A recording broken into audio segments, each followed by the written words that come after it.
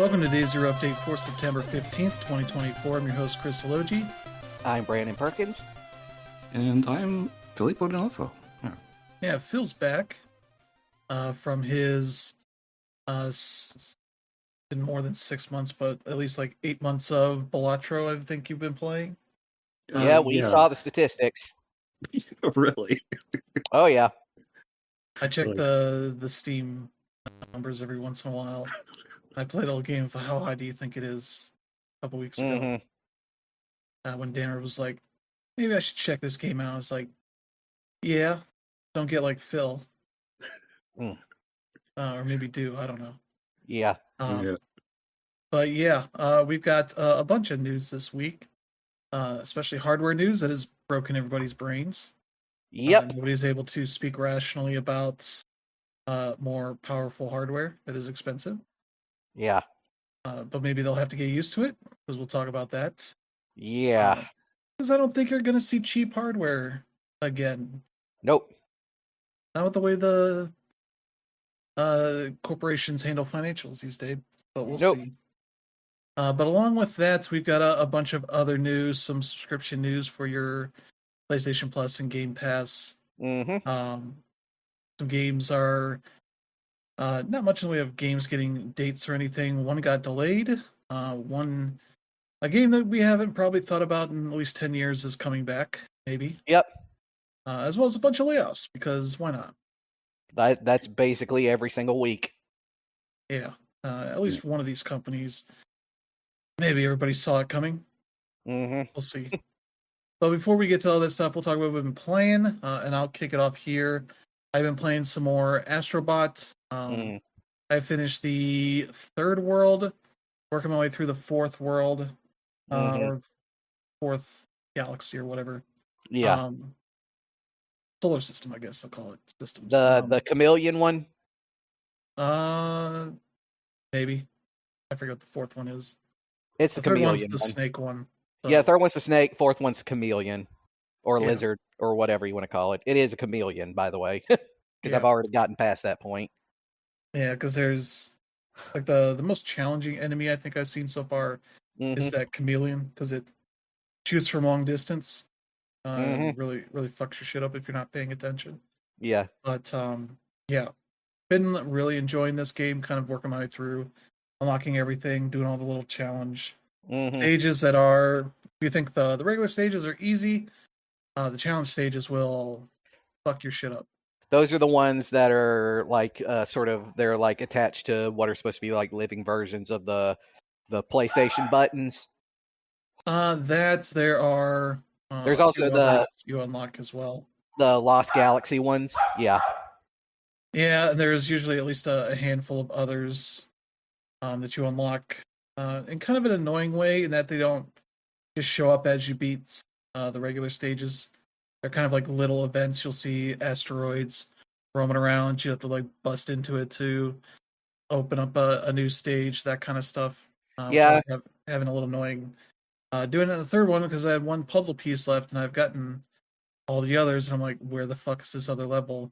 It was just an asteroid that shows up eventually that you break and drops one. Yep. I'm like, okay, should just put this in one of the stages. But yeah, it's a very fun game. It's a very playful platformer. Yeah. As it loves to throw stuff at you just to be like, oh, did you know you could do this? Did you know you could do this? Yeah. You should look around, find all this weird stuff. The game loves to just dump a ton of objects on a stage all the time, whether it's acorns, gems, gold, cups, all that kind of stuff. Just here's what we can do and keep the frame rate going. Yeah, it's the developer showing off. Yeah, which is a lot of fun. So yeah, that's in my Astrobot time. Unlock the ability to do your custom costume stuff. Because I pre-ordered the deluxe edition, I got a handful of things unlocked from the start. But the rest have all been just unlocked as I go, because they're just in the gacha machine. So it kind of feels like early on you're buying everything you can out of the gacha machine, and then you start unlocking those costumes. They throw that in there along with some other stuff, and it's like I don't have enough coins. I can't catch up or anything. But yeah, it's a lot of fun. Probably beat it this week coming up, but that's Astrobot. Yeah. I picked up a game. Yeah, don't forget there's going to be some DLC at some point too. So yeah, it's going to be free.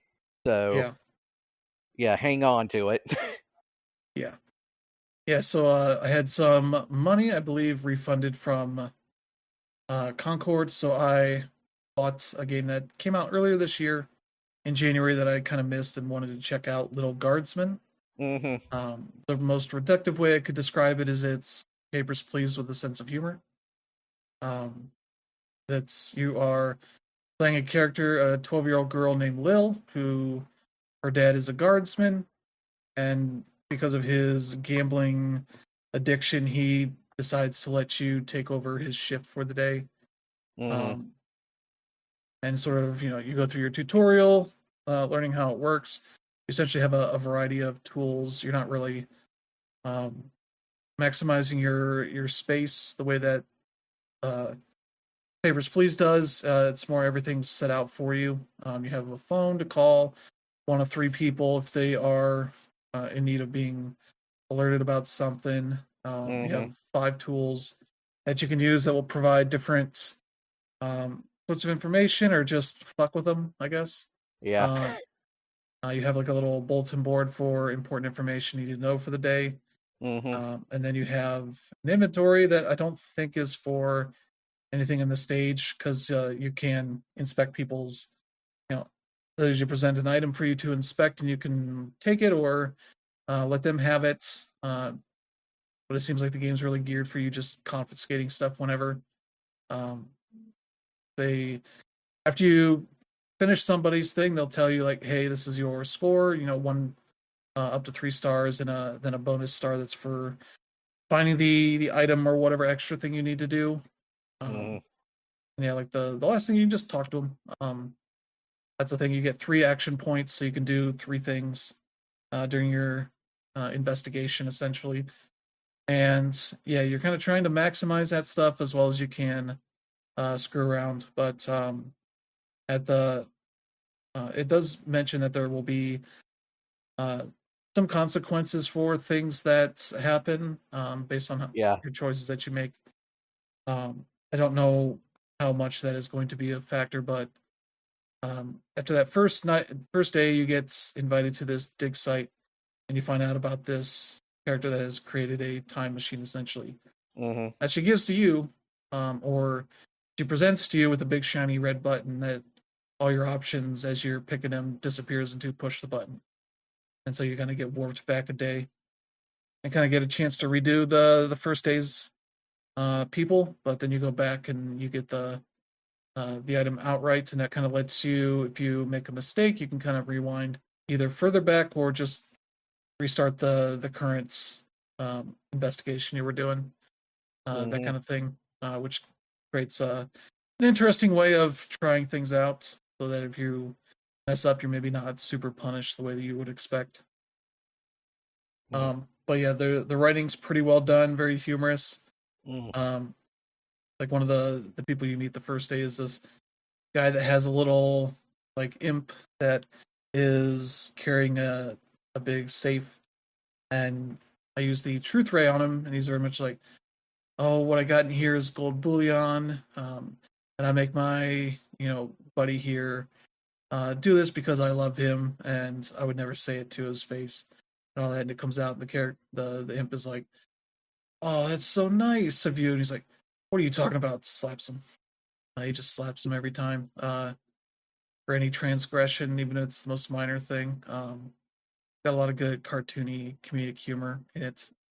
And yeah, it's it's a really interesting kind of place to be in, because it's sort of a medieval, like it's more of a fantasy universe, like wizards and goblins and ogres and all that stuff.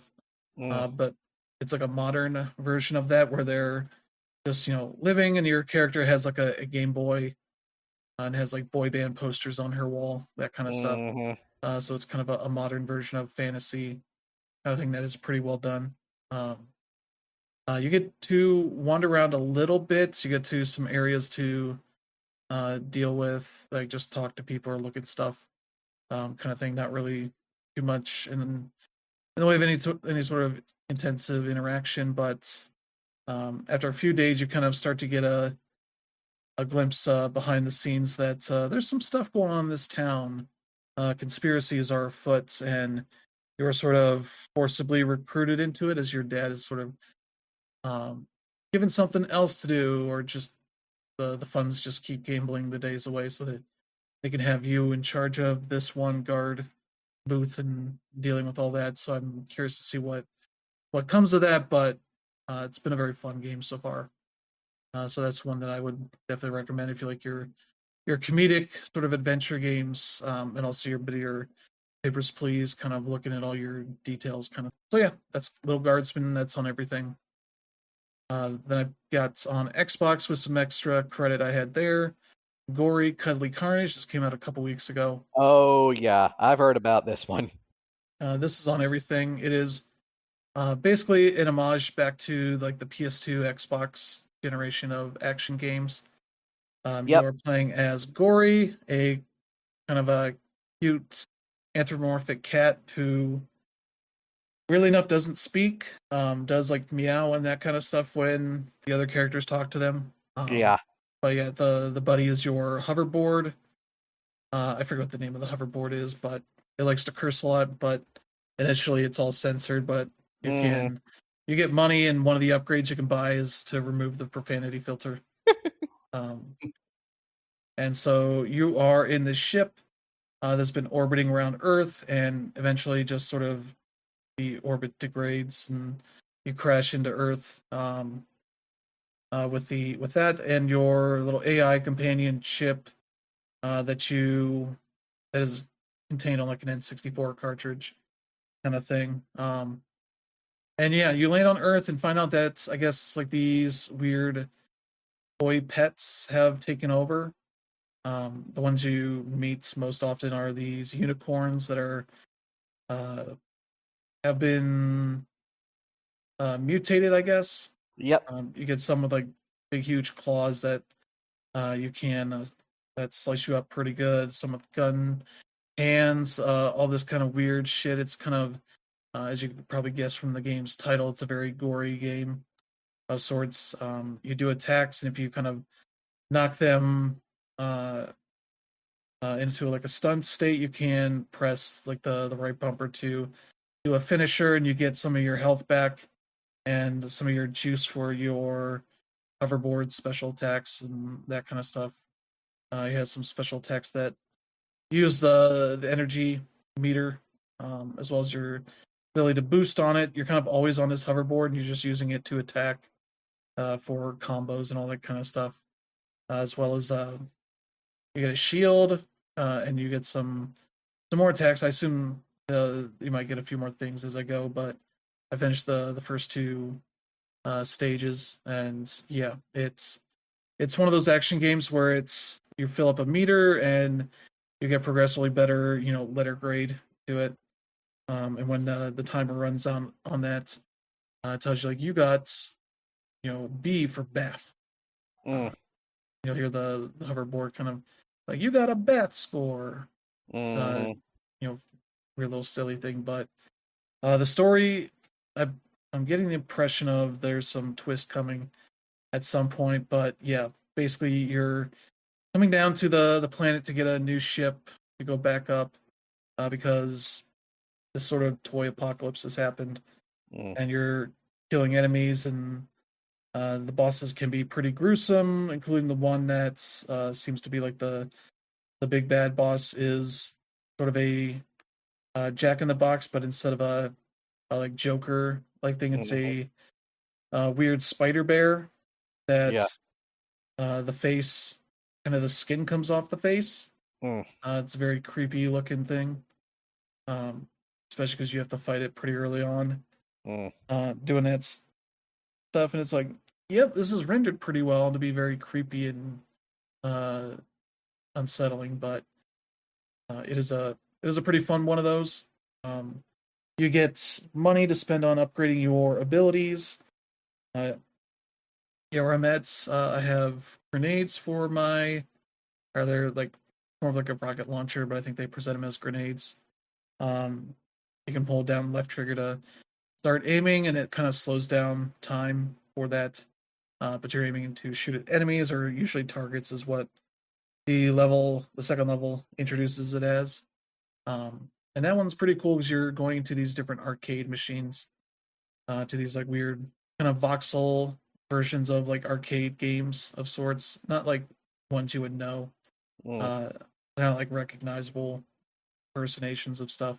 It's just Mm. more like uh, arcade style things, but you're fighting a lot of the same types of enemies, unicorns, and all that kind of stuff. But yeah, you do get a good bit of movement options. There's a lot of grinding that happens. They throw these like neon rails that they put up all over the place to grind on. You have dashes, you have double jumps, all that kind of stuff. So the movement is pretty good in this.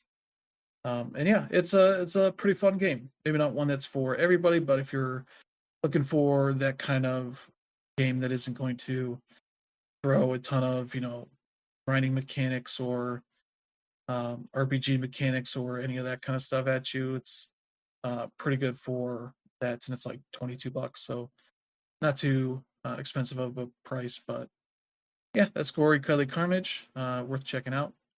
And then last one, I got Star Wars Outlaws from GameFly, Mm-hmm. which the USPS seemed to not want to get it to me because it was shipped before the game launched.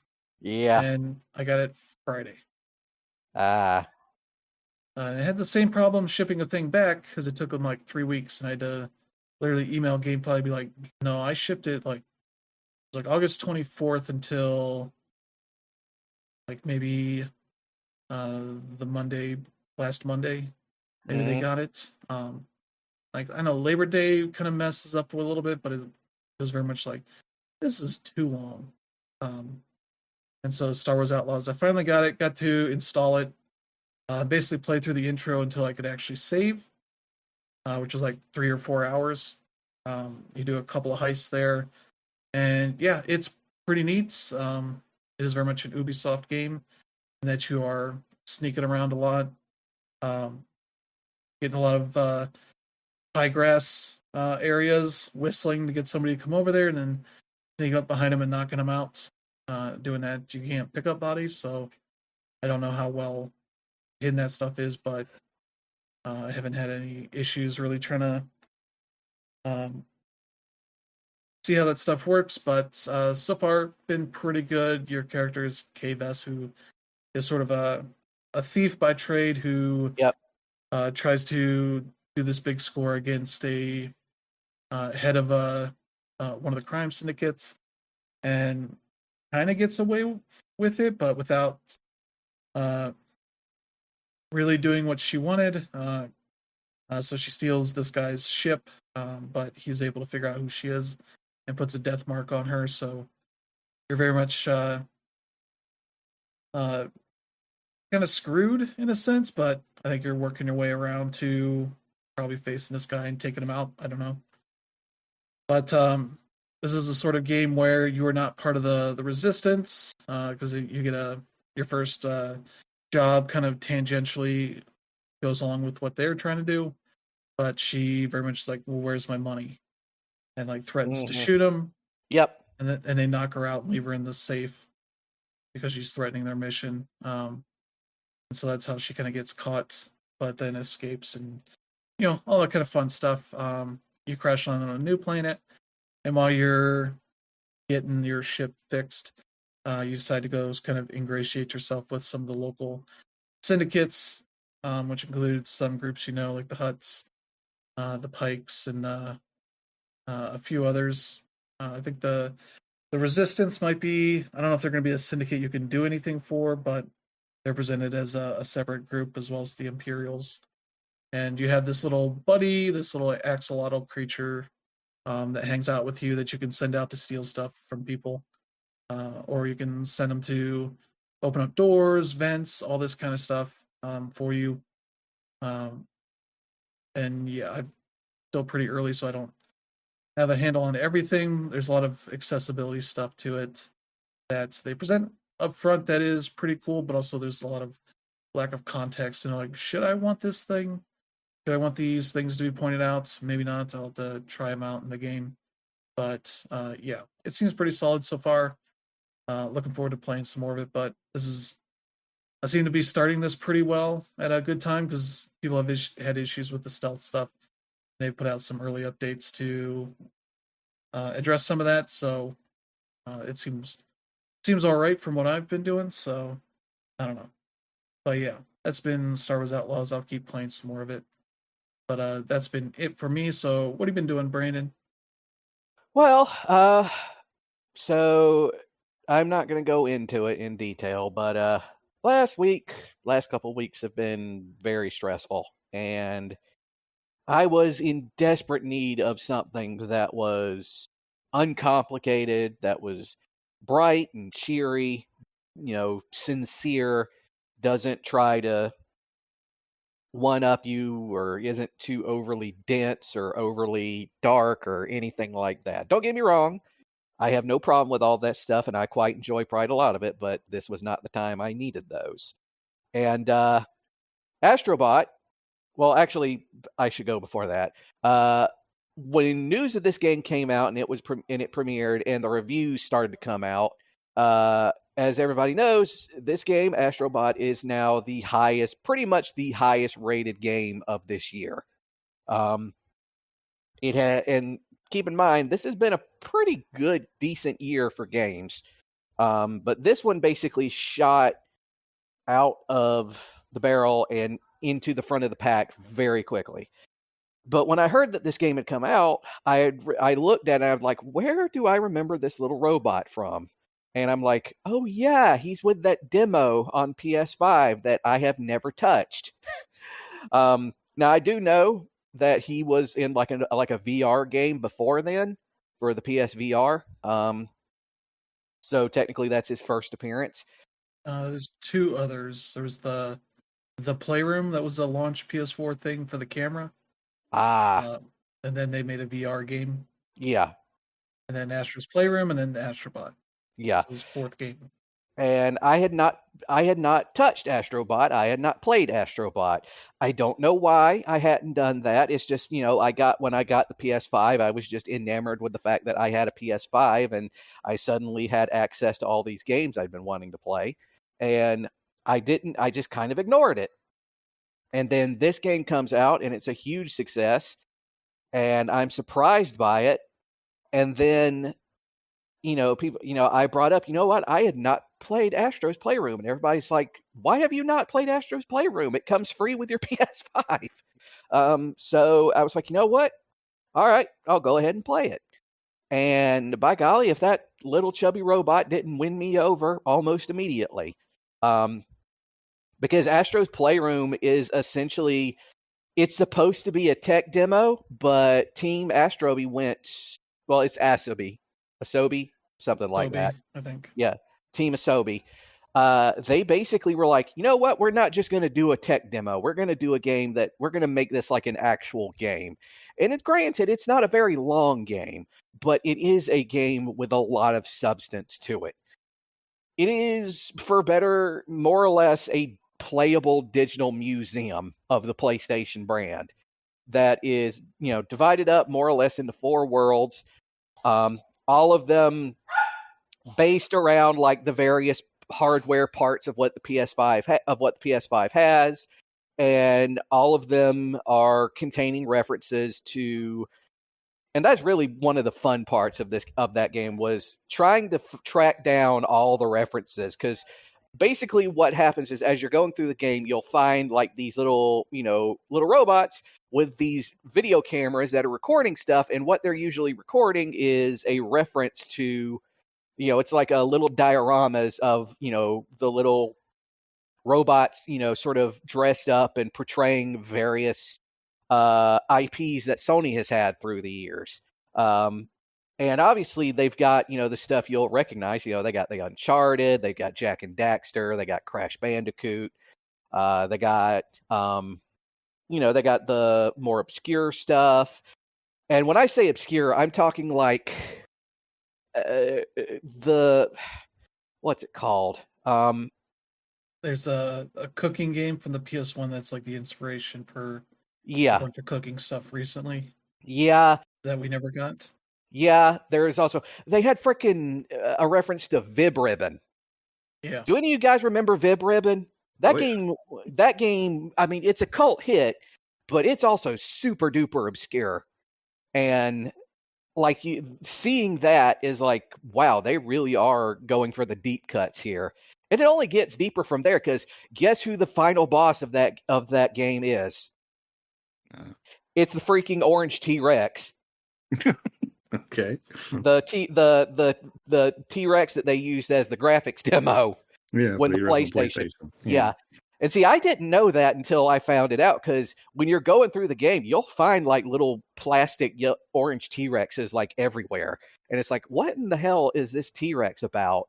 And then the game literally says like, T-Rex demo. I'm like, oh, that's what it is.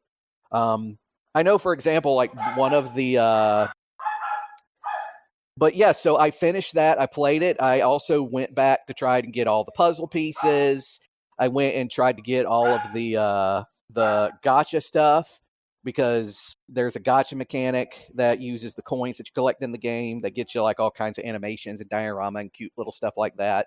But when this game released, Astrobot, they also went back and introduced they put in these 4 additional secret bots that you can collect that you can carry over to the next game, but they're all done in like a riddle. So like one of them is like you have to track them down, and they're not necessarily easy to find. I won't lie. Some of these like definitely require some trial and error. The very first one is I say it's the first one. You can get them in any order. It was one of the little apes from Ape Escape, and in order to unlock him, you had to go through through the area. It was I think it was called Memory Meadow or something like that. It's kind of more or less based around the PS1. The games don't, the areas aren't really strict with that kind of thing, but and once you find the area where you can unlock him, you then have to go a little ways into the mystery meadow. Then you have to track down this tree, and you have to hit the tree with the power up attack, which will then release a bunch of bananas that you then pick up and take back. And then after that happens, you then have to mimic the monkey's dance moves with the D-pad. So yeah, some of it can be complicated and esoteric. The really esoteric one, probably the one that beats all of them, is the one from Returnal, because that one actually requires for you to die, which thematically correct, I guess. But anyway, so that happens, and I went and I got a copy of this. I got Astrobot. I got it from my local game store, the one that I'm probably going to be doing my game shopping from here on out. And yeah, it's an immediate delight from the very beginning. The game basically sort of picks up right off where, Astro's Playroom left off, where, you and all the other robots are like surfing through space on a giant PS5 spaceship that then gets, torn open by this gross mucusy looking alien that looks like one of those weird things from the Mucinex commercials. That rips open the PS5 and steals its, I'm guessing it's supposed to be its CPU. But then the thing wrecks on like this desert planet, and basically your job is to go out and rescue all of the bots and try and I mean that's basically it. It's very much like an old school collect-a-thon type platformer, but it's really good at giving you this sense of how there always seems to be so much more to get to. And being able to just find, again, all the references is just so much fun. And the game itself is incredibly fun. It's easy to pick up and learn. It's not hard. It's a lot of times fairly forgiving, but just challenging enough that, you don't feel like you're just gliding through it. And this is definitely one of those games to savor because there's just a lot of stuff to look for. And yeah, it's absolutely Astrobot right now, very much in my Game of the Year contender. Yeah, that's pretty much what I've been doing. So, Phil, what about you? Yeah, well, as I mentioned earlier, Balatro is probably one of the games I've been playing the most of the past few months. It's one of those games where it doesn't really tell you a lot at the beginning. Like, the tutorial is very vague. It gives you just the basics, and then it lets you figure it out. And there's a lot to figure out because there's systems in there that interact with other things. There's behaviors in the game that it really doesn't tell you anything about. It's like you really have to do a lot of experimentation and outside the box thinking. So it's one of those games that's just you get more from it the more you give it. And it's like I posted a little link there about the kind of stuff that you can get up to once you have a pretty good grasp of the mechanics. And it's pretty insane when the scoring goes into scientific notation. Oh yeah. So there's been that. Like they recently did an update for a couple of cosmetics in there. They've got card faces for like The Witcher, Vampire Survivors, Among Us, and Day of the Diver. So that's kind of fun. And Local Thunk has he says he's got a big content update planned for next year, 2025 sometime, and he said he's not going to be charging for it, so that's going to be a free update for everybody, which is was a bit of a surprise, but hey, I'm not going to complain. Yeah, so that's been a whole lot of fun, and I've been getting into the mods for that as well, and some of them are just completely bananas. So yeah, there's a lot to discover, a lot to like. It's one of those games that on the surface will probably give you one impression, but if you just give it a few hours, oh boy, there's a lot to enjoy. Oh yeah. So, yeah. I've been told that Balatro is sort of like the how do I put this? It's sort of like the platonic ideal of like one of those video poker machines, except you actually get something out of it.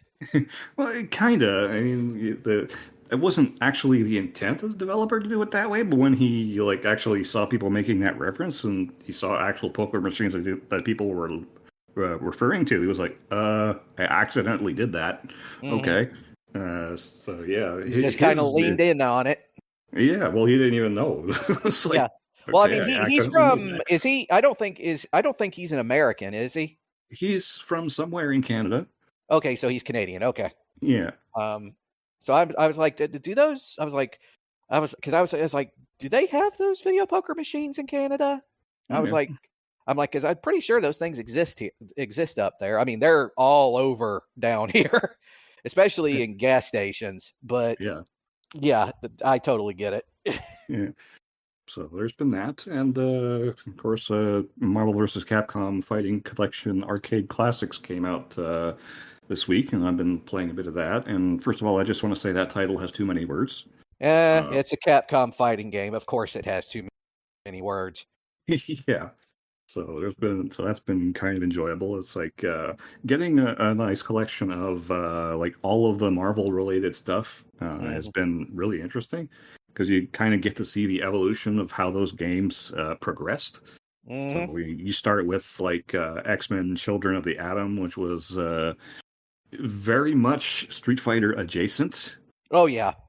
Yeah, and then it kind of evolved into the Versus series, and then you have the X-Men versus Street Fighter series, and of course Marvel versus Capcom, and the second one, which is the big draw of the whole collection, Marvel versus Capcom 2, which is still as broken now as it was then, but it's great because of that.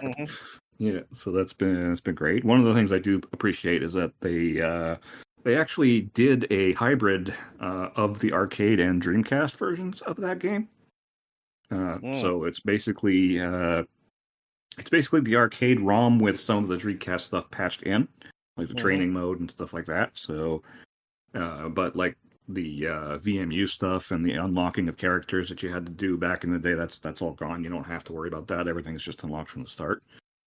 Which is good because there were a hell of a lot of characters and there was a massive grind to get all of them after a while. So it was it's probably not something that people would have appreciated.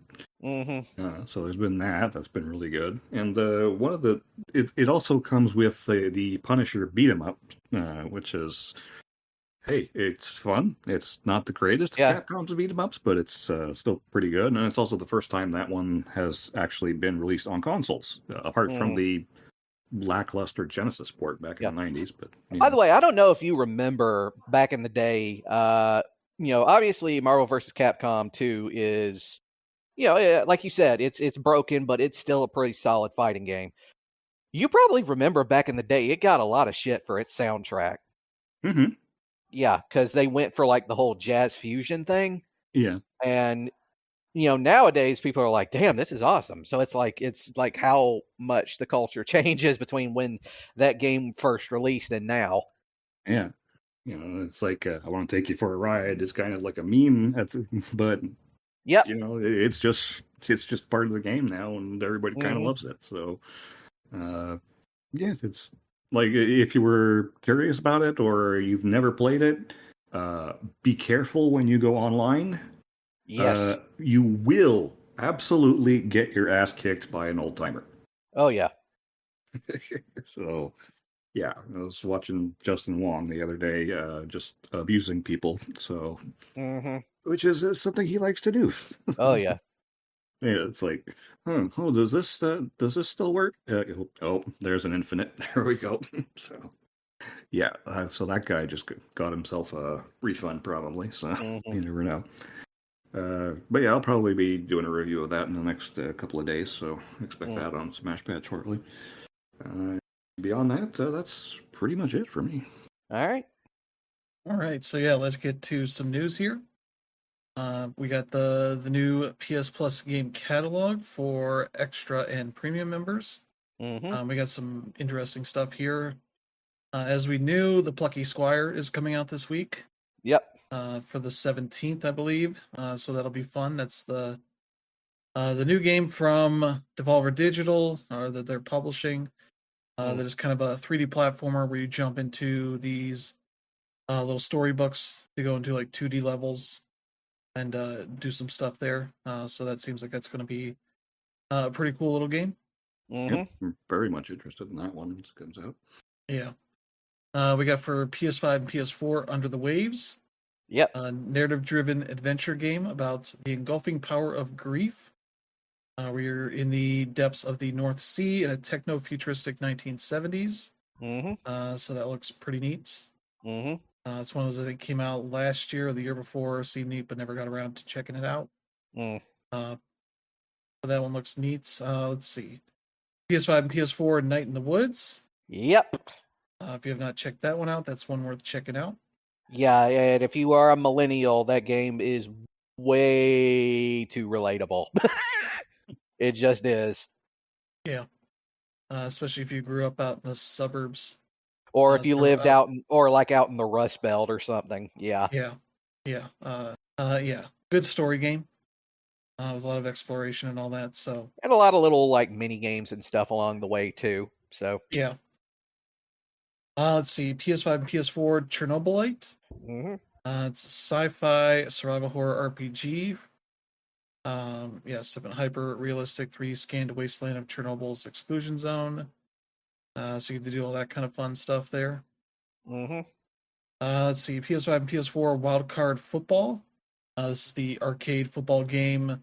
It has, I think, the NFL PA license. So you got a bunch of the players in it, especially Colin Kaepernick, and it has a bunch of like cards to do power-ups with. Yeah. Seems neat, but no teams in it, just players themselves. So that's one to check out. Yeah. For PS5 and PS4 Space Engineers. This is sort of a sandbox game, kind of about creating these spaceships and such to fly around around in space and all that kind of stuff. So you can actually go onto the planets as well. So yeah, that's one's got a nice style to it.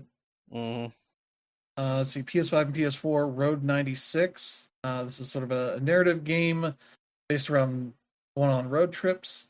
Yeah, ever evolving story driven adventure inspired by Tarantino, the Coen brothers, and Bong Joon Ho. Made by the creators of Valiant Hearts, Memories Retold. So that's some nice stuff to it. So yeah, set in the 90s too. So there you go. Then let me see, for PS4, the Ben 10 game. So there's that for the kids. Also for the kids, for the PS4, Far Cry 5. Different kind of kid. Yeah. But yeah, that's the one set in Montana. That seemed like it was going to make a political point, and then they're like, what if we don't? So yeah, there you go. For premium, the PS2 game is Pistol Whip. So it's a big first-person shooter. Supposed to be pretty good. For the older games, for the PSP version, Secret Agent Clank. Yep. That's a good one there. That's the last of the games from, I forget what the developer's name is. This is the last of their games for this High Impact Games, which was a team made up of former Insomniac people. Unsurprisingly, went on to make some other stuff. Yeah, they made Ratchet & Clank Size Matters, The Secret Agent Clank, and Jak and Daxter: The Lost Frontier on the PSP and PS2, and then went on to do a bunch of licensed stuff like Phineas and Ferb Across the Second Dimension, Call of Duty Modern Warfare 3 for the Wii. They helped on that. They did a bunch of like DreamWorks Superstar carts, Disney Princess, My Fairy Tale Adventure, and top quality stuff there. Yeah, and their last game got canceled and they're shut down. So unfortunate for them, but they made some cool stuff at least early on. So you get to check out one of those where you're playing as Clank and his alter ego, Secret Agent Clank. Yep. A very sci-fi Bond kind of thing. Oh yeah. And I'm looking at like I don't know why I decided to look at this, because I guess I like pain, but I'm looking at like all the comments on the PlayStation Plus on this link, and I'm like, what are these people complaining about? Like, there's a bunch of great games they're releasing this time. Yeah, that's what they do. Yeah. Let's see, for PS5 and PS4, Sky Gunner. This is a PS2 third-person flight sim combat game kind of thing. Like one of those very kind of not about hit, but it's a cult favorite game of sorts. Was made by Sony, but this was the era where they weren't bringing all their Japanese games over. Yeah. So it got brought over by Atlas. And it has a really nice style to it. It is generally a pretty good game, so that's one to check out. I'm trying to see. It has a steampunk kind of art style to it. For that, because it's a pixel arts game. So yeah, let's see. And then the last one here for PS5 and PS4, Mr. Mosquito, a game that also was a Sony game that they did not bring over. Got brought over by Fresh Games, which was a publisher. I forget who owned that company or whatever. Okay, Eidos was the one that eventually owned it. But yeah, it's a very silly game about being a mosquito that is in this house of Japanese people, and you're kind of attacking them, trying to suck up their blood without getting eaten up by them. Yeah, back in the day when PlayStation was releasing a bunch of really odd experimental stuff. Yeah.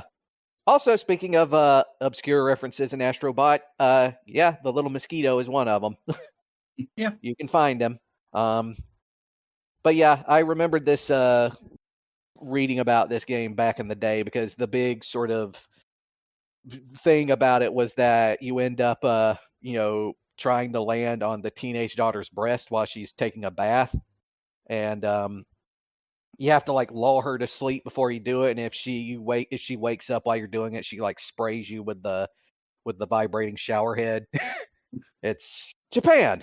Yeah, because Japan. Because Japan. Yeah. So yeah, the interesting thing that developers Zoom, Yeah. they made a sequel to Mr. Mosquito that didn't come out over here, I don't think. But they did make a game that is kind of infamous for people that know their Super Nintendo games, Phalanx. Yep. The shmup that has an old guy playing a banjo on a cover. For some reason. Yeah. Yep. It's true. I mean, the game's not entirely terrible. It's just it's a fairly solid, space shoot 'em up. But that whole thing with the old guy with the banjo, that was like there was already a ton of those games on the SNES. So the marketers over here in the US were like, we got to do something to make this stand out on the shelves. So they just put an old guy with a banjo on there. Yeah, that's Kemco for you. Yeah. But yeah, so they got an interesting little history, and as you said, Mr. Mosquito's in Astrobot, so that makes you think all the other Sony references are probably eventually going to be on PSN at some point. Eventually, because there's plenty more to put in there, and yeah, a lot of them are already. But yeah, so yeah, there's your PS Plus lineup there. That's got some good stuff. And then we'll talk a bit about Xbox Game Pass because they announced that the new standard tier is finally out. This is replacing the regular Game Pass tier for console. Basically, with the major change being that you do not get day one games on it. It's interesting seeing like the cutoff of the games that you do get. Because they mentioned in Ultimate, like the ones that you get that are exclusive to that, which is like Starfield, which makes sense, Forza Motorsport, Diablo 4. What other ones get mentioned here? But yeah, standard. Yeah, you get all the benefits of Game Pass Core, which is multiplayer and some of the deals and such like that. You got hundreds of games. Let's see. Legendary series like Halo or Age of Empires, Minecraft, Forza Horizon 5, Rainbow Six Siege. They don't post a list here, I don't think, of what games you get. Like people have had to go like look at on the dashboard and see what the difference is. So yeah, they do mention it like after about a year or so, we might add them to standard. Yeah, this is the typical upsell tier, basically. Yeah, it's the tier that you don't really want because they want you to get Ultimate instead. Yeah, it's the very mobile network provider kind of thing where it's like, no, we don't want you to have the free data plan anymore. But if you refuse to move, we will slowly make it worse and worse until we force you to pay for data that kind of way. Because if you're still on the regular Game Pass for console here, you can keep that for, I don't know how long they'll let them have it, but it might be till their subscription runs out or whatever, but they'll get you. Eventually. And this will be more than that was. So that's fun. So yeah, that's your Game Pass news, I guess. Yeah. If you're not bothered about playing brand new games, then that might be the one for you. Yep. But also things you could do right now. You can play a demo of Reignatus. This is on PlayStation, Switch, and PC. The demo's out now. You can check it out from NAS America. That's sort of a dark fantasy action RPG. Yeah, something I do need to take some time to download and play. Yeah. I'm probably going to do that actually tonight because, yeah. This is a weird game that got announced from the Japanese Direct when it got announced, not in any sort of Western Direct, but it just kind of slowly gains some momentum as people are like, oh, this looks neat. Anime as fuck, but nobody knows about it, so that's good. So yeah, I downloaded it a little bit earlier, so I'll check it out this week, hopefully. But let's get to the biggest news of the week. Sony teased broke the internet, basically. Yeah. they teased a little technical presentation from Mark Cerny. That was only 9 minutes. I feel like they should have given like 30 minutes to nerd out and explain like all their ideas for this and show off a bit more about what it can do. But they still got 2 months until this thing is out. So they announced the PS5 Pro, the worst kept secret around. Even teased the look of it in their 30th anniversary thing from last week. So there you go.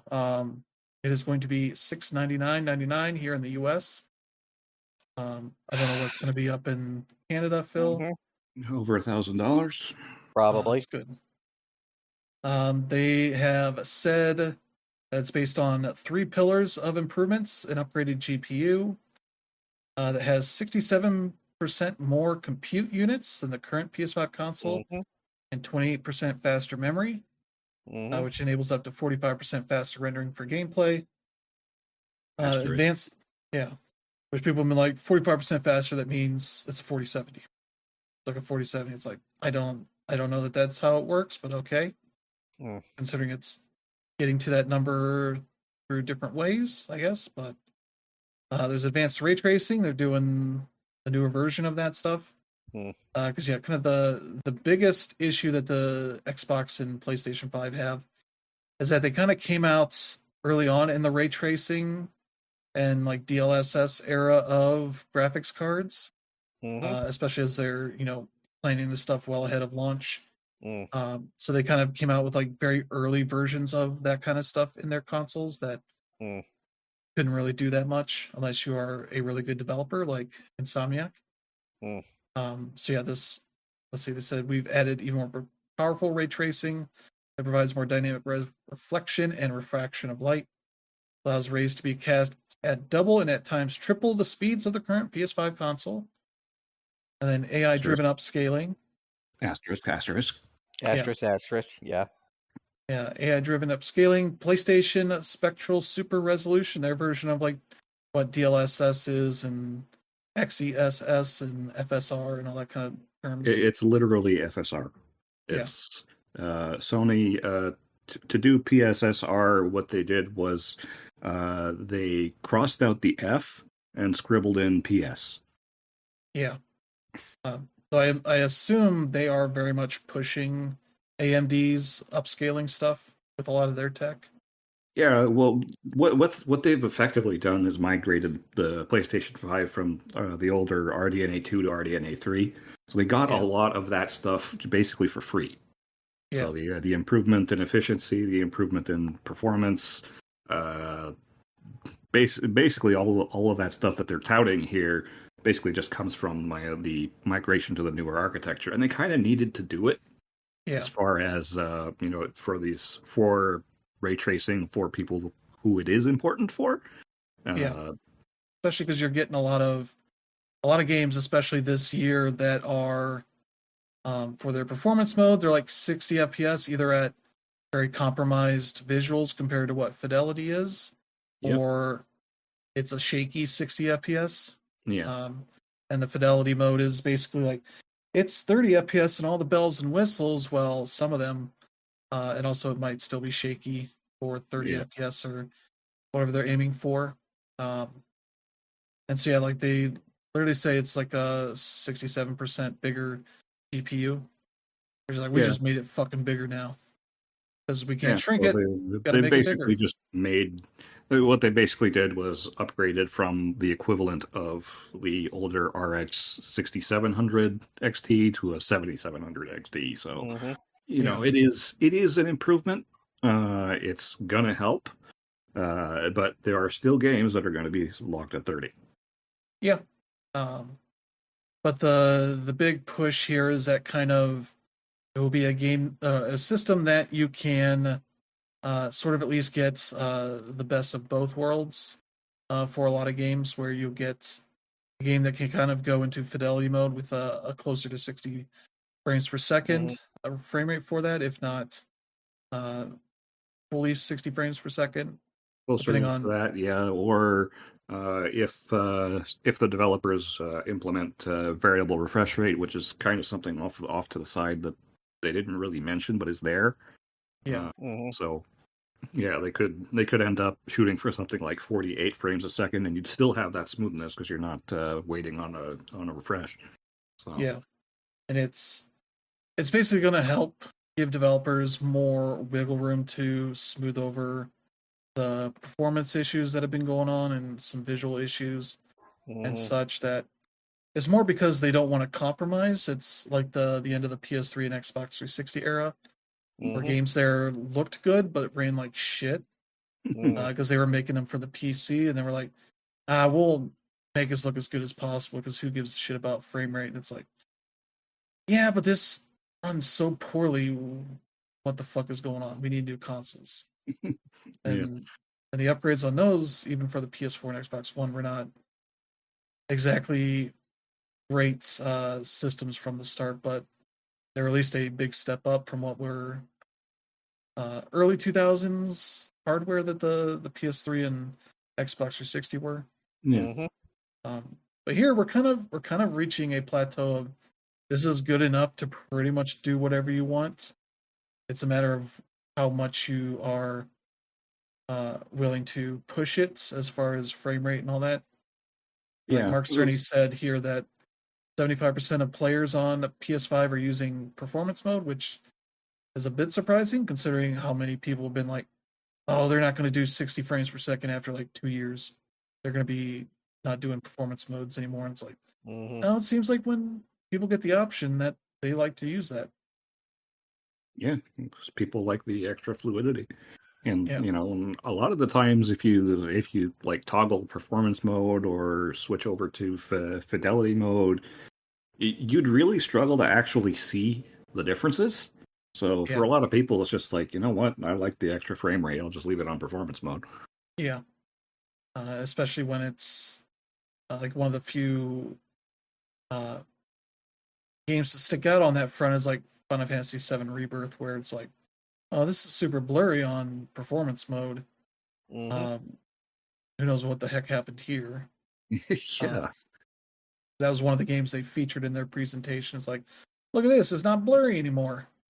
Give us $700 so Square Enix can stop screwing around with you on this thing. Yeah, it's like, okay, why is it blurry? Why is texture resolution a problem? It shouldn't have been. So Yeah. it's like, I don't Square know Enix is what like, they we were need to doing get over there. 60 FPS at anything we can do. Just make it look like Vaseline's on the screen. We'll get rock solid 60. Great. It's like, I think you could do a little bit better than that. Like, nah, we're good. Yes. Yeah, the other problem that they're going to run into is the fact that they didn't actually upgrade the CPU in any meaningful way. So that's still going to remain a bottleneck. But I guess it's kind of to be expected because you have to.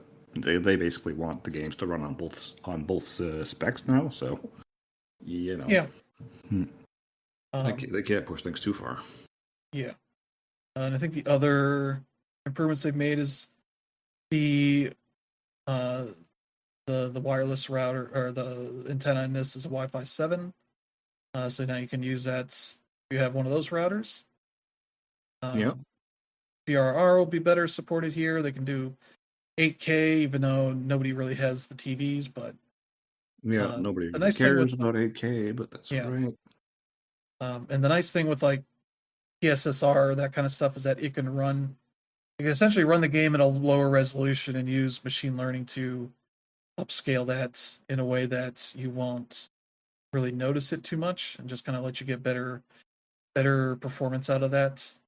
Yeah, there's a few games nowadays that are actually enabling that by default. Star Wars Outlaws is actually one of them.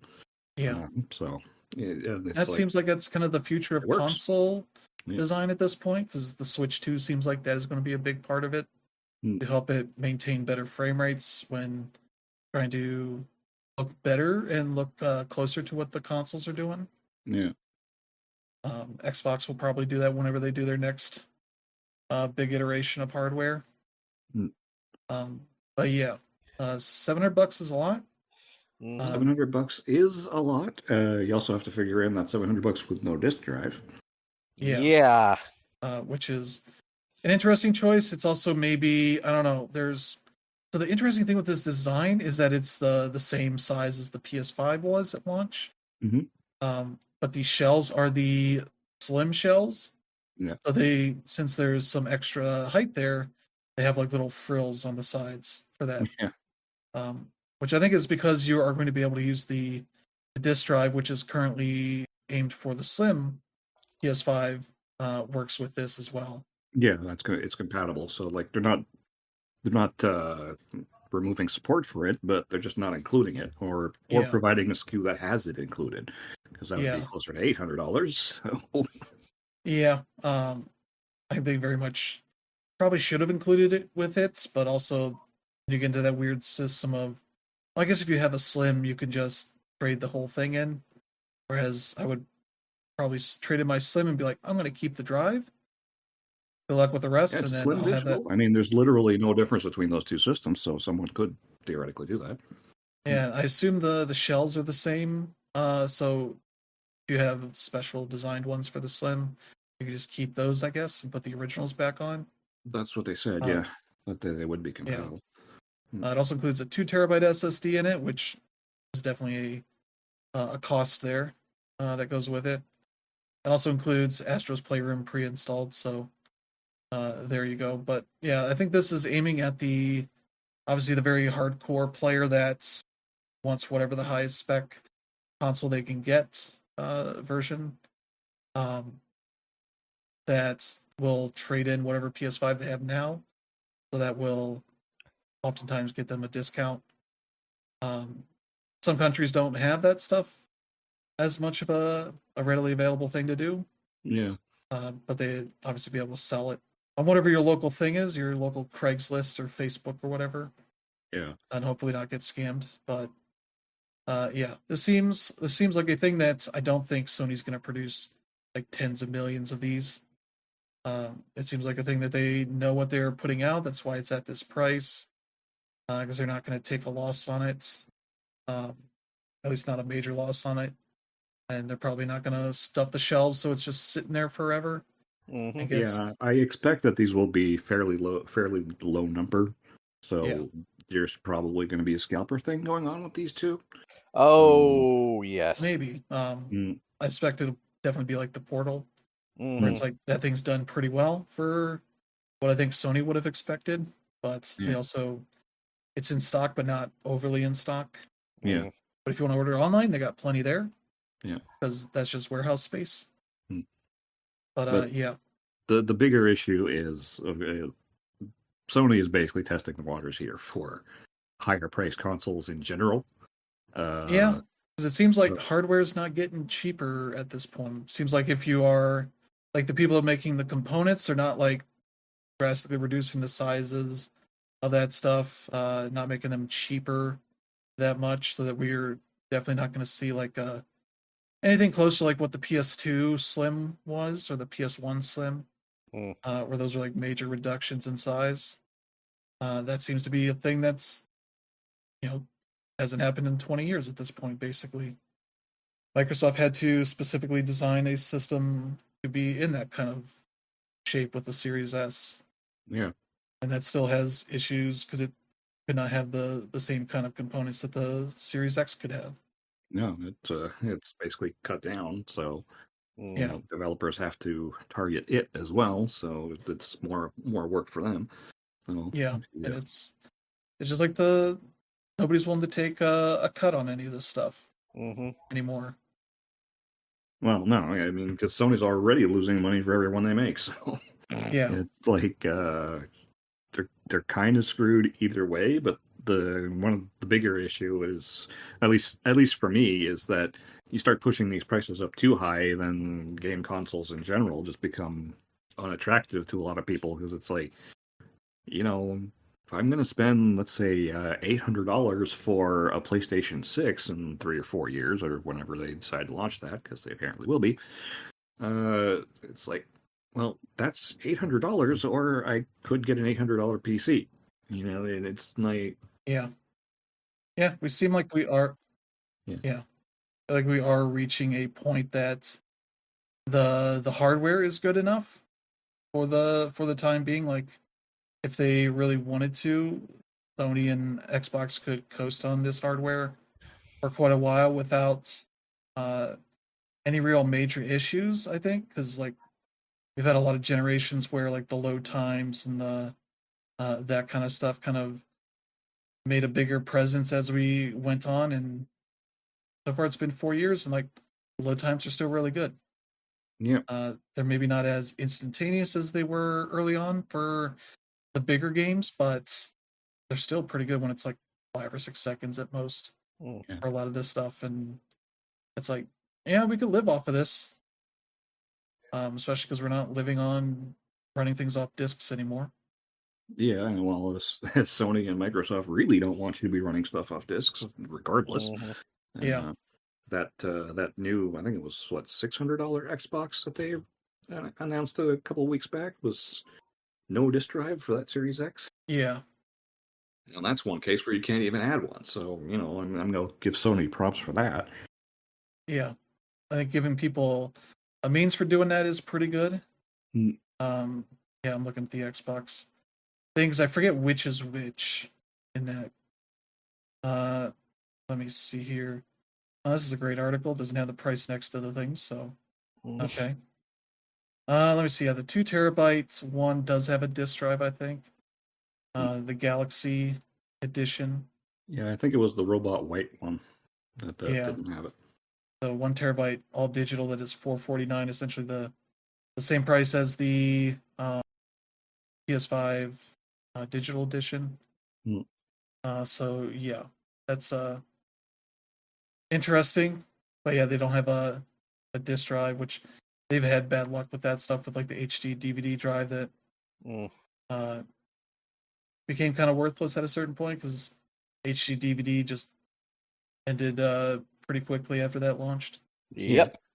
But I mean, they've got standards now, so it's like it would be a little bit safer for them to actually try to implement some kind of method to do it. But so far they've just not done it. So, yeah. For me, anyway, it's like if I were in the market for a PS5, and right now I'm not, but perhaps I would be in the near future, I would probably just end up getting the base one. I don't really see any point in buying the Pro. Not really, especially not right now. Yeah, I think the PS5 is the one everybody should be getting.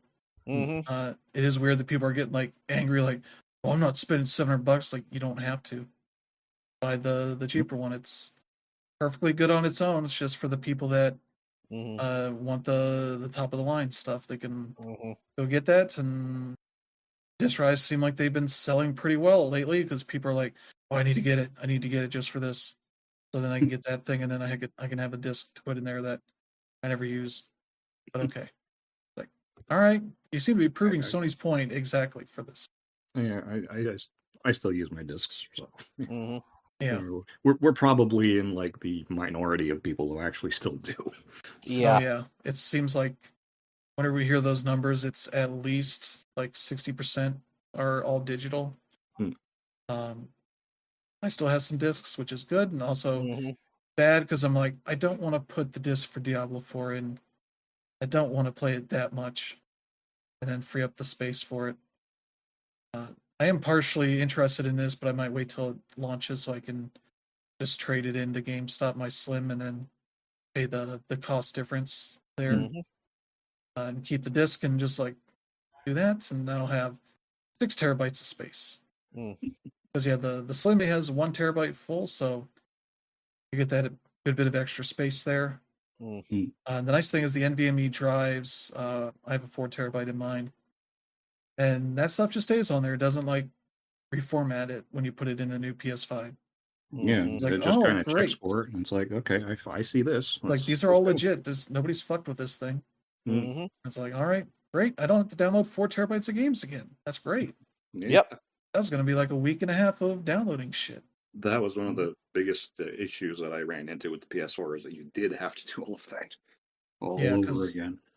That one just had one drive.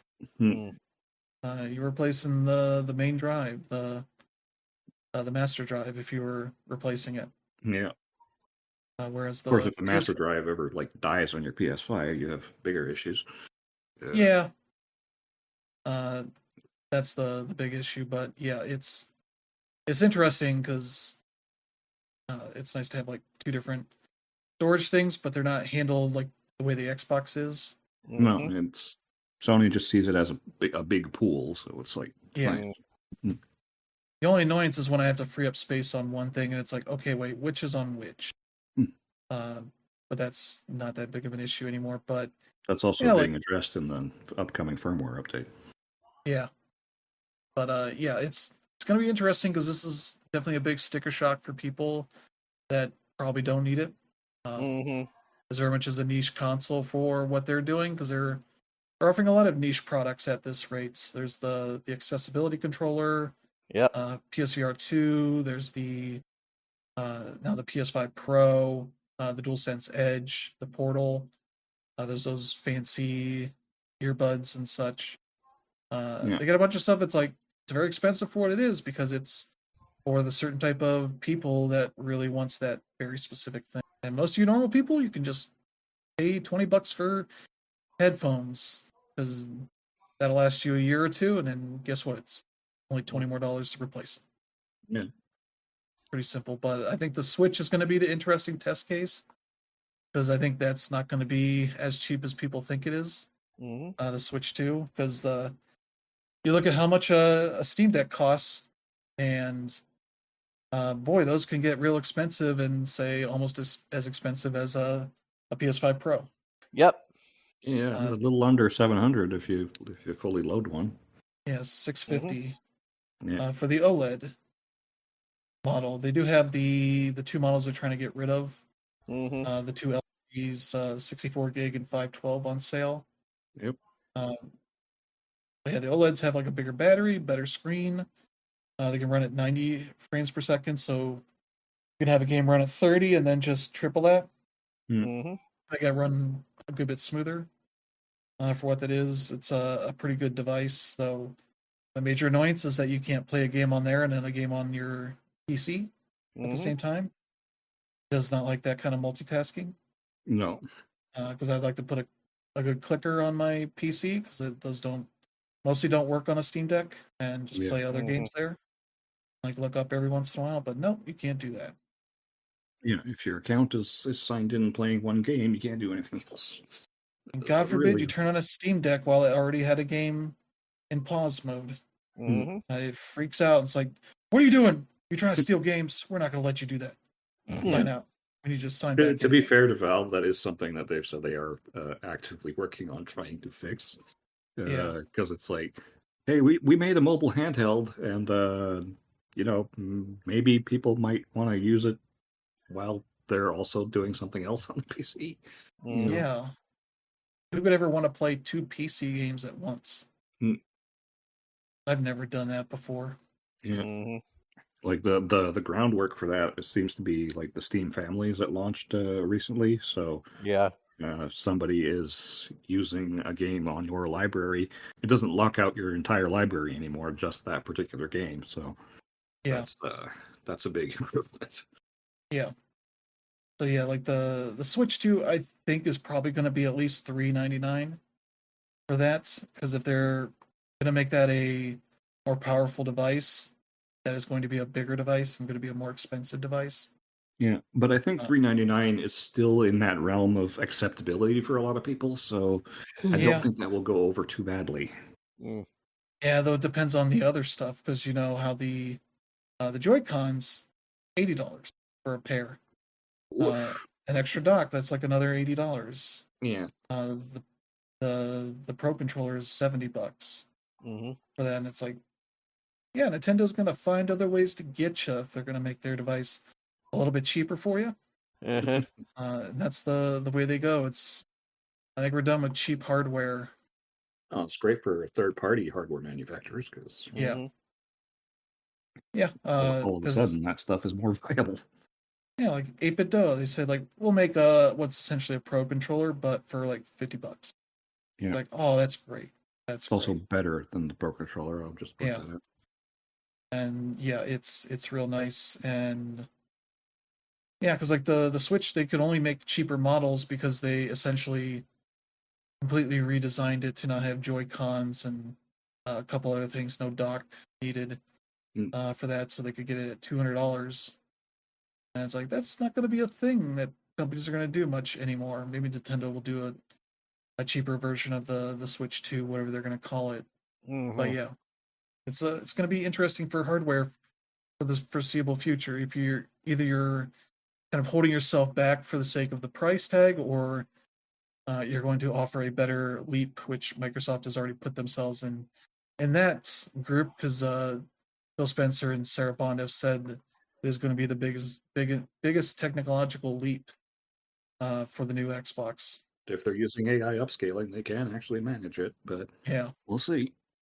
Yeah, it's like, oh, you can. There's definitely some weasel words in there. Yeah. Like, it's got more teraflops over the last one than has ever happened, so it's technically better, a bigger leap, even though the amount of people that can tell it, maybe not as much, but yeah.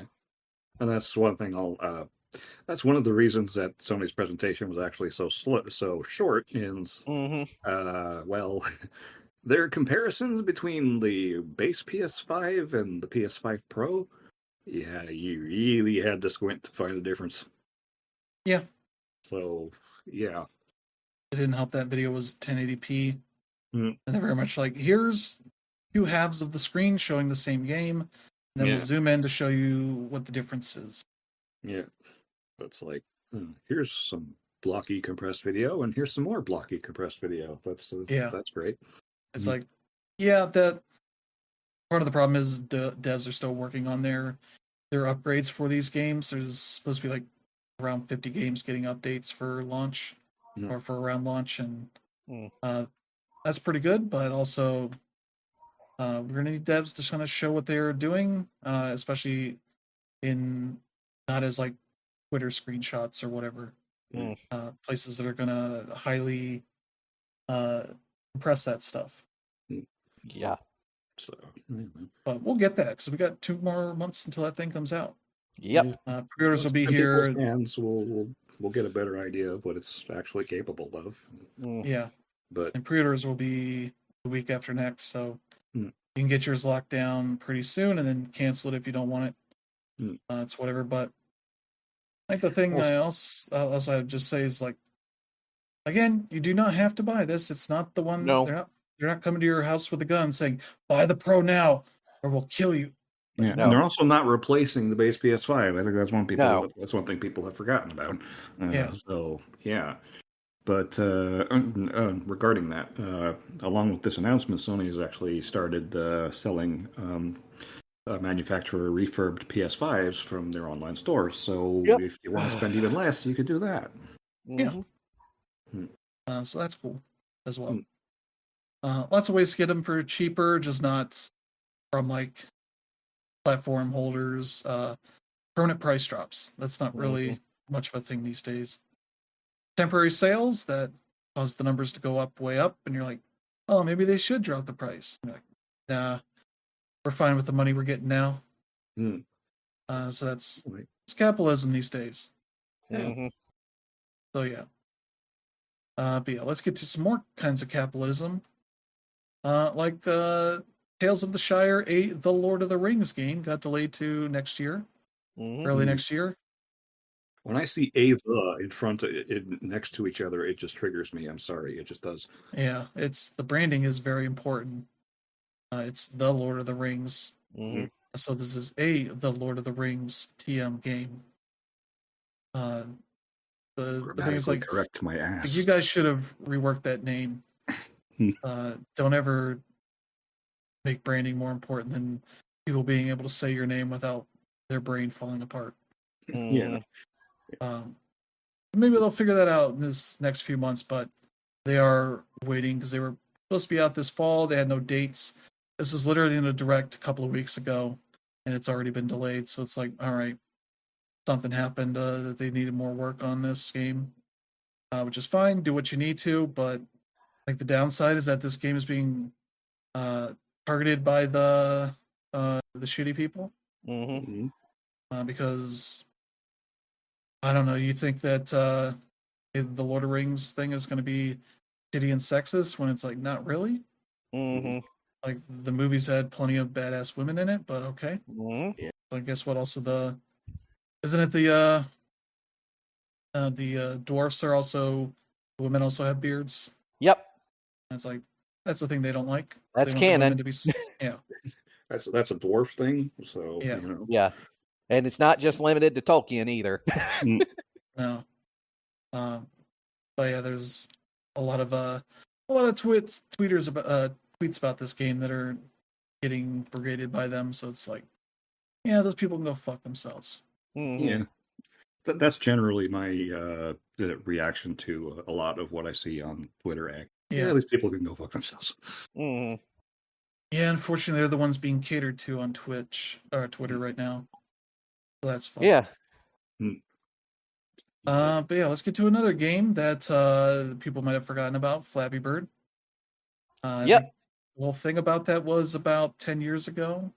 Yeah, it was about 10 years ago. The guy, he was just this dude. I think he's Vietnamese, who was, just a sort of amateur little game designer. He just decided to put this silly little game on the App Store, and it became a huge hit.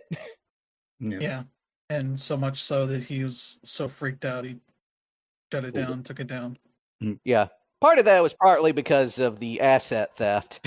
Because if you've ever seen the original Flappy Bird, it's very obvious that he used Super Mario World assets for it. Yeah. Yeah. But yeah, it's been in hibernation since then, and now a new company, Flappy Bird Foundation, supposedly a company of passionate fans committed to sharing the game with the world, has acquired it. I believe I've heard since this announcement that they are, let's say, NFT and crypto bros. Mm-hmm. Of course they are. Yeah. But they are planning to launch it on mobile again. Maybe PC, like web browser versions, and maybe consoles and other stuff. They're planning on with this thing. And there will be microtransactions and all kind of mobile stuff that you expect. Yep. Oh yeah, it's 2024. No compromises. Yep. So there you go. Enjoy that for the brief moment before it becomes very annoying. Yeah. Speaking of things you can enjoy for a bit, Ubisoft has announced that they are planning offline modes for the Crew 2 and Motorfest. So they're not going to do to those games what they did to the original Crew, where they're like, no, this game's going to die. We are going to make sure it dies. And sort of as part of this announcement, both games are on sale on all the platforms, I believe. The Crew 2 is 99 cents on every platform, so that's one you can check out. If you want something that is cheap. The Crew Motorfest is a pretty solid game from what I've played. It's very much Horizon, was Horizons, but on a PlayStation. Not made by a Microsoft, so you get a bit of a little bit of a different vibe to it. It's set in Hawaii, where Microsoft has not gone yet. Yeah. But with a similar vibe of we're going to this beautiful area to destroy much of it with our cars. So there's that. That is like 70% off. So very cheap. If you want that, about $20 or so. More if you want the special editions or whatever. Yeah. But it's interesting that they've announced this after they've been threatened with legislation. So yeah, it's still good news. That's nice. They need to do more of that. So yeah, that's one thing that really that comes out of this is there should be a plan for like sunsetting these games where they don't just become completely inoperable. So if this is a step in that direction, then I'm all for it for sure. Yeah, especially when it's a sort of game that could be perfectly done without online being required. Yeah. Which is like, it's an open world racing game. What exactly here requires an online connection at all times? Yeah. I mean, okay, it's fun racing against other people, but it's not entirely necessary. Yeah. That's why they film with other nonsense. So, yeah.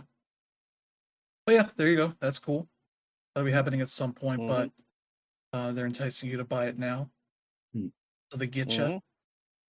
But yeah, let's see some more news as we get into the annoying news. The shitty business section of the show. Yeah, the Saber spinoff from the Embracer Group has reached the point where they had to. I believe they were planning on taking these options they had of acquiring 4A Games and Zen Studios as well from Embracer Group, but it seems like the funding they needed for that stuff did not come through. So Embracer Group will be keeping Zen Studios and 4A Games after all. So they'll be continued to be embraced for the foreseeable future. So if you had any hope of them being freed, there is no hope. For now, at least. But that was a nice thing to think about. It's like, oh, maybe I can enjoy Pinball FX now. No, not really. Nope. Saber Interactive also has their own weird stuff. They have some relations with Russia, Russian funding. They have. I don't know if that's how tied in that is to the government or what, but compared to Embracer Group's love of blood money from Saudi Arabia. Yeah. So not great either way, but yeah, there you go. The only positive is that basically these folks at Zen and 4A who were expecting a whole lot of turmoil could come up in the near future don't have to go through that now. So at least for now. Yeah. So I mean, there could still be more Embracer stuff because they've still been laying off people. Yeah. But yeah, let's talk about some more layoffs. Midnight Society, which is head up by Robert Bowling, formerly of Call of Duty fame. He was the head of marketing for that franchise for a good while. Also had Dr. Disrespect as part of their founders. Because they were making an NFT game, NFT shooter that was gonna take down Call of Duty, and that didn't happen. So now they're laying off a bunch of people. Shocking that NFTs wouldn't take off. I just can't fathom it. Especially when you tie it to Dr. Disrespect, who has a sordid history of doing stupid shit that is borderline illegal. Yeah. Borderline in some cases is straight up illegal. Yeah. But yeah, they have, let's see, they've said they attributed the layoffs to multiple unexpected challenges in recent months, which might be part to Dr. Disrespect, as well as just general NFTs being shitty right now.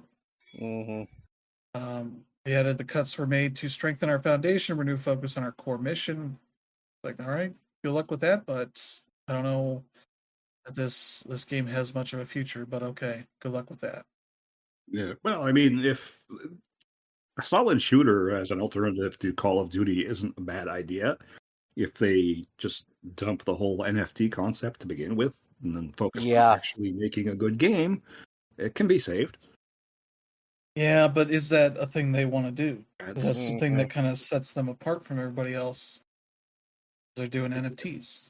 Yeah, that nobody they're wants. doing NFTs, but they're doing NFTs in a market where nobody really wants NFTs, or the majority of people just don't understand them.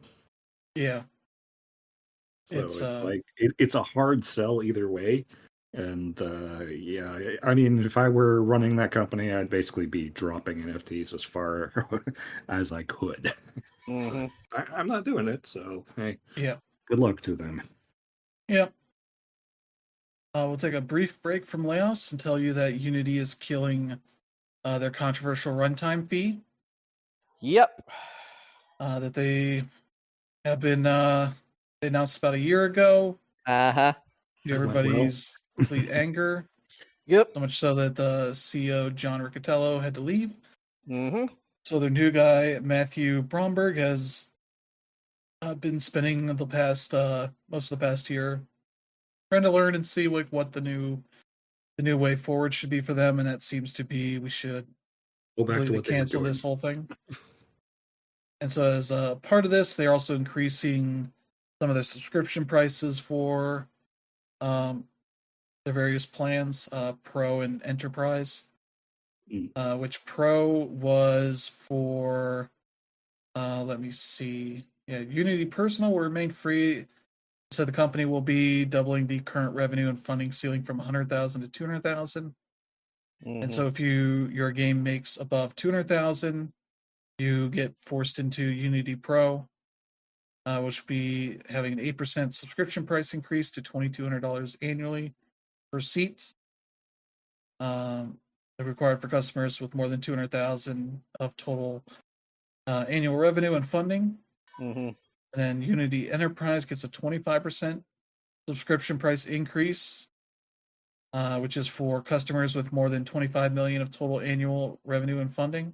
Minimum subscription requirement may also apply because this set of our largest customers have unique needs. Use many of our products and services. We'll be contacting everyone in the days ahead to discuss customized packages. So, yeah, they'll be cutting deals with those people because they're probably pumping more money into the company than anybody else. Yeah. So they want to make sure if they have any objections, they'll be like, all right, we'll work with you. What's the limit you will pay? We'll work our way up to that. Yeah. Well, you also have to figure like these larger companies have basically a complete technology stack that they've invested in, and they're going to want to cut that deal because they don't want to have to redo it all over again. Yeah. So, you know. And they're probably essentially partners at this point where they are highly involved in what sort of improvements they want and changes they want to the Unity entire system. Yeah. Meanwhile, the small and medium-sized developers have been and still are moving to Unreal because their terms are just a lot better.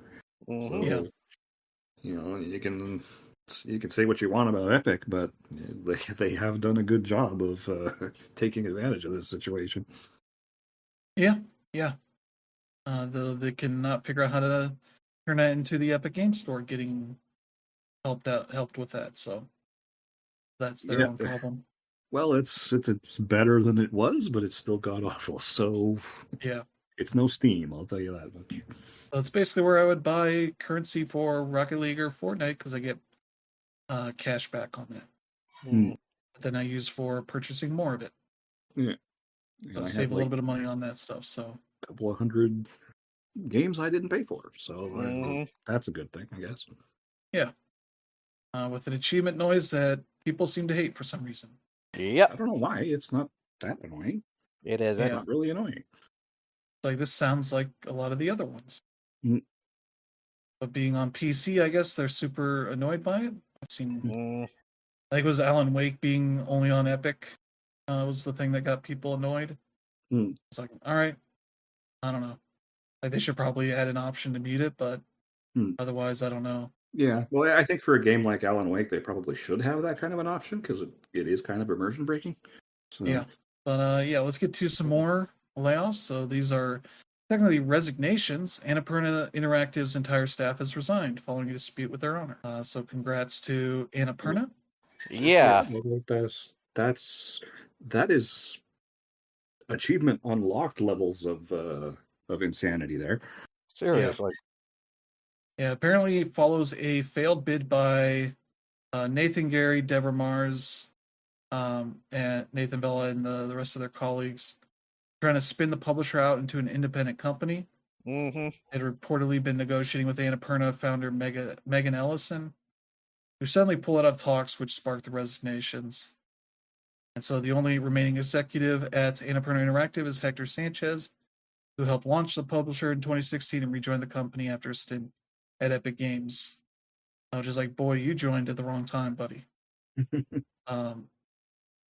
But yeah, this is not great news for them. Megan Ellison put out a statement saying that's the publisher's top priority is continuing to support our developer and publishing partners during this transition. They also said the company still intends to support existing slated games, but also expand its presence in the interactive space. So I imagine they're planning on basically hiring some new people. Yeah, because they would kind of have to because there's nobody there anymore. Yeah. Yep. Those games don't develop themselves. Yeah.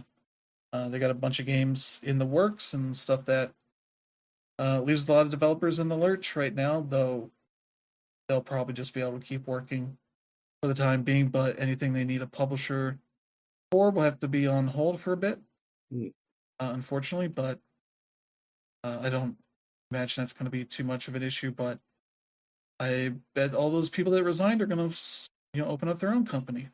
Yeah, that's Be like, usually we'll how do that what we goes. wanted to do before. Yeah. Yeah, probably. Because, this is going to be an interesting time. Mm-hmm. I believe Annapurna Interactive is a bunch of people that used to work at Sony Santa Monica for their indie publishing division. They got all that game company games, Flower, Flow, and Journey, Fat Princess, all that kind of stuff. A lot of good talent people, so stepping out into their own, making their own company, should be a pretty good time, and a lot of developers will know exactly who to go to. Yeah. So that'll be fun times for everybody. So just this happened just after Epic signed a deal with Annapurna for the new Control and some potential Alan Wake and Control movies and shows and such. So they're always making the greatest deals. I don't think they're really affected by this either way. No. But it's just coincidental. Yeah. They signed the deal with Epic Game Store as like the whole Epic Game Store thing wasn't going well at all. Luckily, they made a great game and all that, so that worked out. But they have the greatest of times with publishers. So that's a talented company and going all the wrong places. Yeah. I mean, if you like the very artful, high concept type of games, I mean, this is a company that you would want to support. So, throw some love to those people and figure out where they're going to end up, because they're definitely talented. Yeah. Speaking of big companies, Microsoft. They've decided that 1,900 people was not enough people to lay off this year, so they've said, nope. Hey, what if we lay off 650 more people? Yeah. Luckily, they're saying no new games have been canceled or studios are closing as a result of this. It seems like a lot of the people being laid off here are more in the corporate and supporting functions teams. Separately, as part of running the business, there's some impacts to other teams as they adapt to shifting priorities and manage the life cycle and performance of games. As Phil Spencer said here, no games, devices, or experiences are being canceled, and no studios are being closed as part of these adjustments today.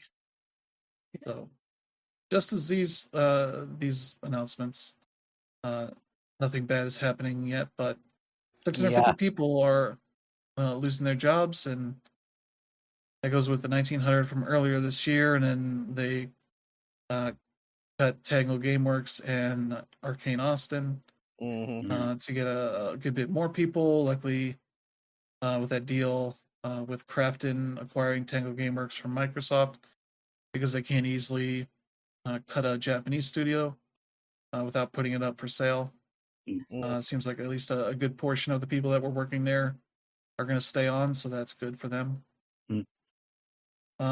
Makes it upwards of like 2,700 people that Microsoft has let go this year, and that's just a ridiculous number. Yeah, it's a ridiculous number, and we're seeing all of the basically the follow-on from post-COVID, basically. Yep. It's like a whole lot of staffing up during the during 2020, 2021, and after that's all kind of died down. Well, there's a whole lot more positions than there are roles to fill. Yep. And I've seen people like, well, these are the corporate people. Isn't that what you want? It's like, no, that's Phil Spencer's what you'd want to get cut.